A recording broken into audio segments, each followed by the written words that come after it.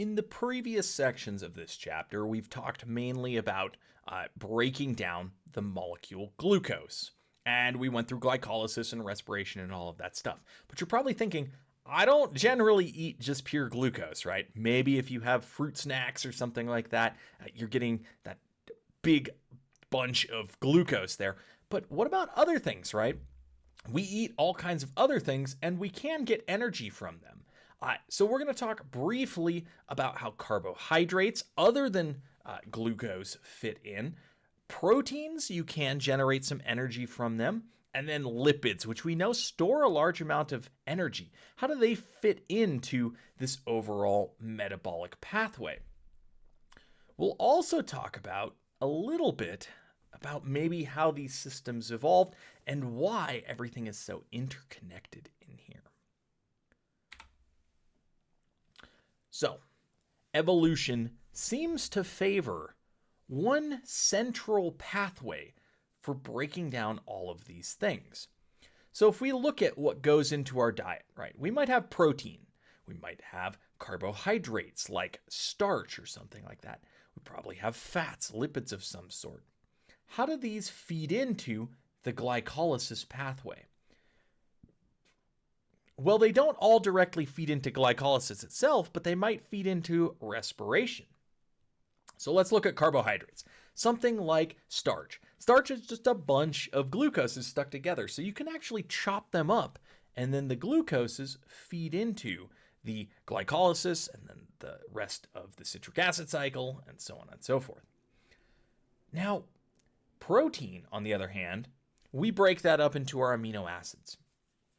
Ideally, we would just take those amino acids and use that to build new proteins, because then we don't have to make our own amino acids. And indeed, we can't make some of the amino acids. The essential amino acids, we can't make, so we have to eat them. But in times of starvation, you might be like, hey, I'm going to start breaking down my own proteins to feed myself because I need energy. There we can break down amino acids into ammonia groups, which produces urea, a component of urine, and these things called keto acids. You may have heard of the keto diet. That generally cuts out carbohydrates and focuses on using proteins as fuel. They're not as great of an energy source, so you tend to lose weight on this because you're kind of struggling to make energy, and you tend to burn fat in that process. There are some athletes that live high protein, high fat diets. They really have to train themselves to get used to that, though. The keto acids feed into the citric acid cycle or can feed into pyruvate. So it comes back into that process that we've talked about. Fats, we break them down into their glycerol. And then remember, in triglycerides, we had the 3 fatty acids. Those get broken up and feed into acetyl-CoA and then into the citric acid cycle. But remember, acetyl-CoA is 2 carbons long. So a 16 carbon fatty acid, you're feeding like 8 acetyl-CoA in. That's quite a bit of energy there. These all feed into the citric acid cycle, which then can give high energy electrons to oxidative phosphorylation. So all of these things can contribute significantly to producing ATP. The question is, why don't we have other processes that do their own thing? Why is everything going into glycolysis? Well, evolution seems to have favored one central pathway. Okay, we just convert these things into this, and then we don't have to evolve new enzymes. So think about it. We're like, 10 enzymes involved in glycolysis, and then more enzymes in here, and each step here has an enzyme, right? If we had to then evolve a new system to break down fats where we had, 15, 20 new enzymes there, that'd be a significant challenge to evolve. Instead, if we just have to evolve 2 or 3 enzymes that feed into this pathway, that's much simpler, and it takes less evolutionary time for that to occur.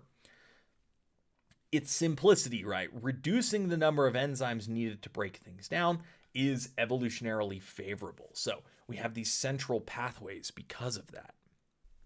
So let's look at something like glycogen, right? Glycogen is a storage polysaccharide in animals. We said we store it in our liver and our muscles.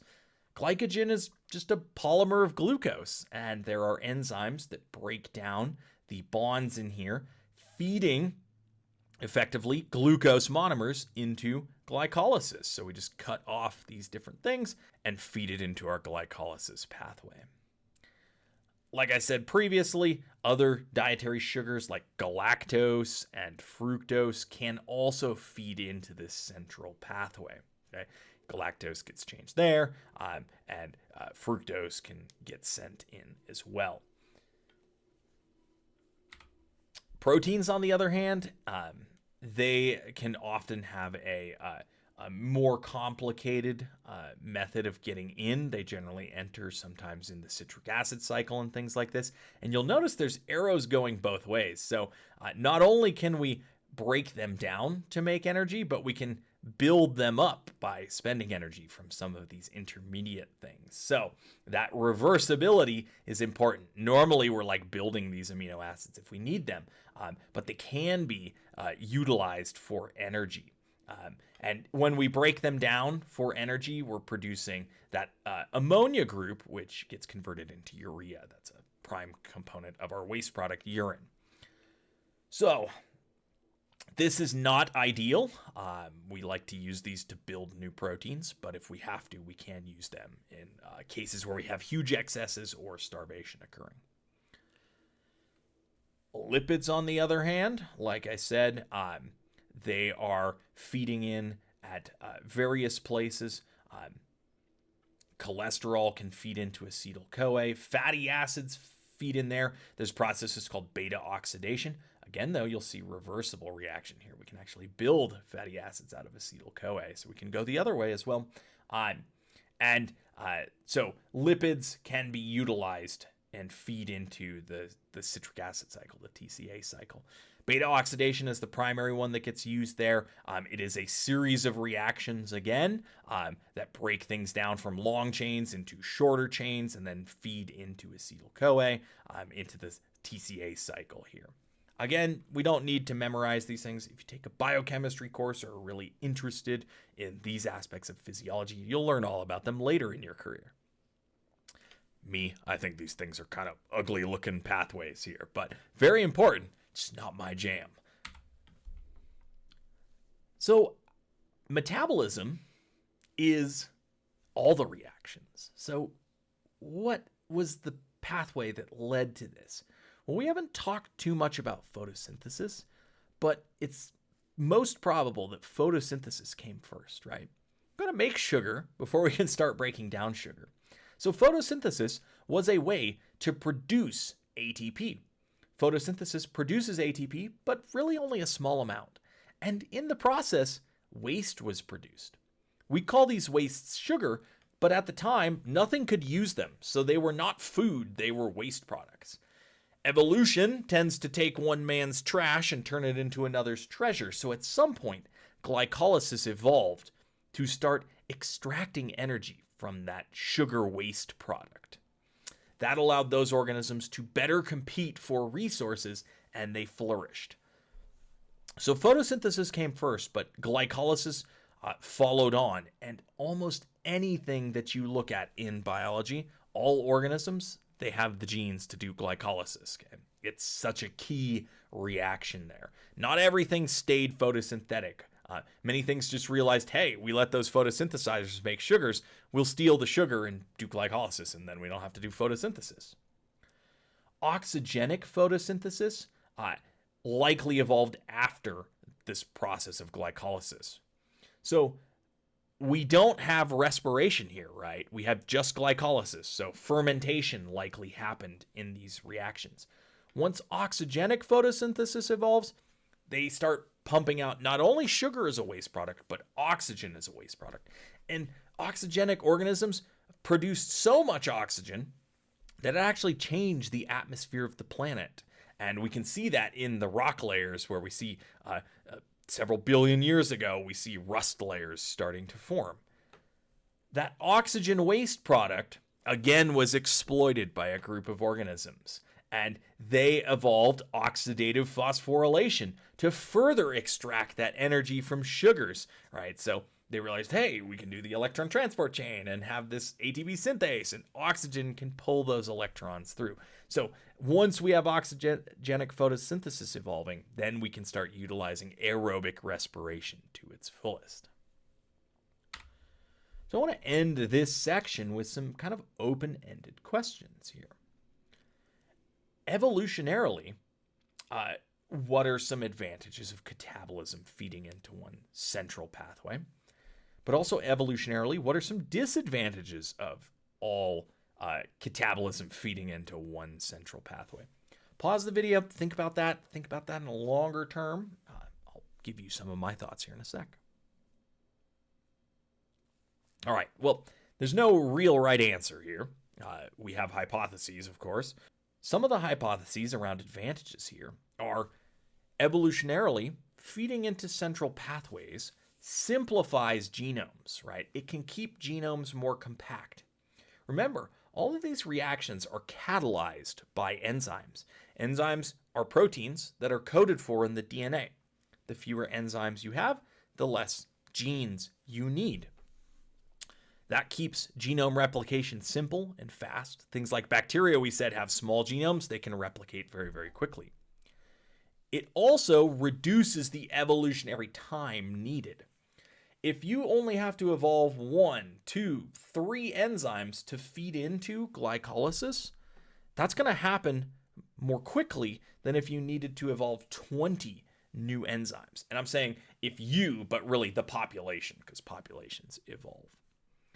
So it has simplicity aspects. Now, there are disadvantages to going into a central pathway. Having one central pathway creates one way of getting energy. What happens if your food source shifts or things like that, right? Or what happens if you have a mutation in one of those enzymes that breaks its function?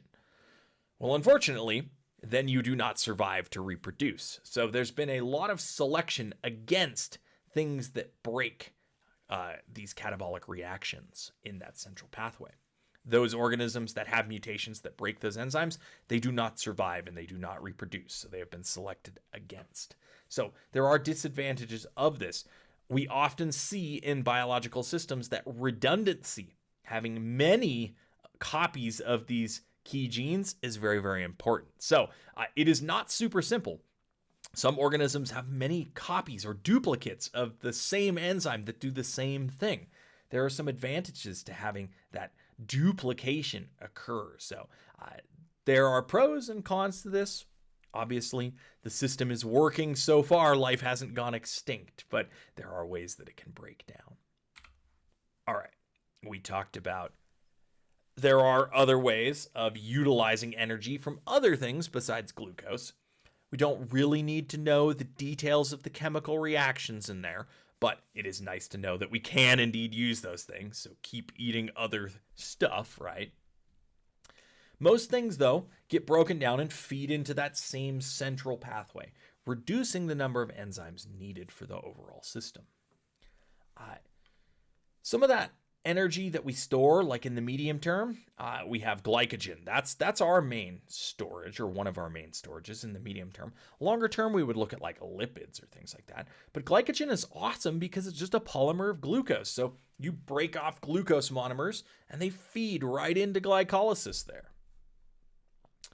Amino acids are not normally used for energy. Instead, they're used for anabolic reactions, building new proteins and things like that. But if you remove the amino group, you can feed them into the TCA cycle at various steps. If you're starving, that might happen. Beta oxidation is the process used to break down long fatty acids. They feed into acetyl-CoA, into that TCA cycle, so you can get lots of energy out of a long fatty acid chain.